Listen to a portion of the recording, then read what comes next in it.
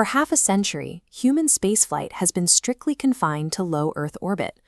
The Artemis program was built to break that boundary, targeting a return to the Moon and eventually Mars. Breaking that hiatus required a completely new architecture: the massive Space Launch System rocket and the Orion spacecraft perched on top. But before a lunar landing attempt could even be scheduled, NASA needed to know if this new hardware could keep 4 humans alive in deep space. Artemis 2 was designed as a high-stakes stress test. 4 astronauts climbing into an unproven vehicle to push every system to its limit. That stress test became significantly more dangerous after the uncrewed Artemis 1 flight. When that empty capsule returned to Earth, its AVE-coat ablative heat shield eroded in ways pre-flight models failed to predict.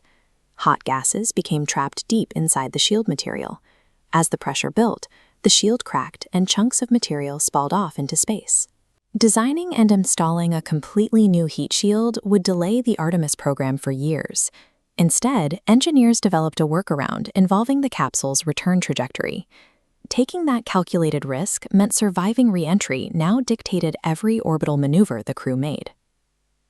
On April 1, 2026, the crew launched from Kennedy Space Center. They didn't point straight at the Moon. The initial flight path deliberately placed Orion into a highly elliptical high Earth orbit, pausing their outward momentum for roughly 24 hours. During that pause, the crew stressed the environmental life support systems. They ran intense physical exercise drills to spike their oxygen consumption and even had to troubleshoot a frozen vent line in the space toilet. They also took manual control of the capsule.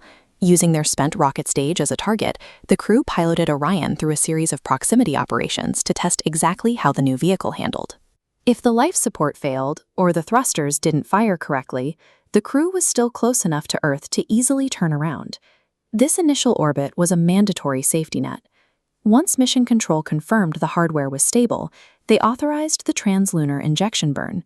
The main engine fired, permanently committing the crew to the deep space journey. This diagram shows the specific flight path they took, a figure-8 loop connecting the Earth and the Moon. In orbital mechanics, this is called a free return trajectory. As the capsule approaches the Moon, lunar gravity catches it, pulls it around the far side, and automatically whips it back toward Earth without requiring any additional propulsion. By utilizing this exact physics trick from the Apollo era, NASA ensured that even if Orion suffered a complete engine failure, the crew had a guaranteed ride home. As Orion looped into the Moon's sphere of influence, it reached a maximum distance of 252,756 miles from Earth, breaking the human distance record set by Apollo 13. Crossing behind the far side of the Moon placed a massive block of solid rock between the capsule and Earth, resulting in a tense 40-minute total communication blackout. Emerging from the blackout, the crew witnessed a rare solar eclipse and captured this clear view of Earthset, our entire planet isolated against the darkness. For those few hours on the far side of the Moon, these 4 astronauts were further away from home than any humans alive. Returning from lunar distances means hitting the Earth's atmosphere at roughly 25,000 miles per hour. That intense speed brought the compromised heat shield back to the center of the mission. This cross-section compares the 2 return options. On the left is the standard shallow skip entry that bounces the spacecraft off the upper atmosphere to bleed off speed. On the right is the steeper, direct entry angle that engineers chose instead. Plunging into the atmosphere at that steeper angle forces a much harder, faster deceleration. That approach drastically minimizes the total minutes the heat shield is exposed to maximum thermal danger. Because they couldn't replace the physical hardware, engineers solved the problem by changing the math of the descent itself. The math held up. On April 11th, the scorched Orion capsule safely splashed down in the Pacific Ocean. Back on Earth, the success of the mission triggered a global feeling of collective effervescence, a phenomenon that NASA dubbed moonjoy.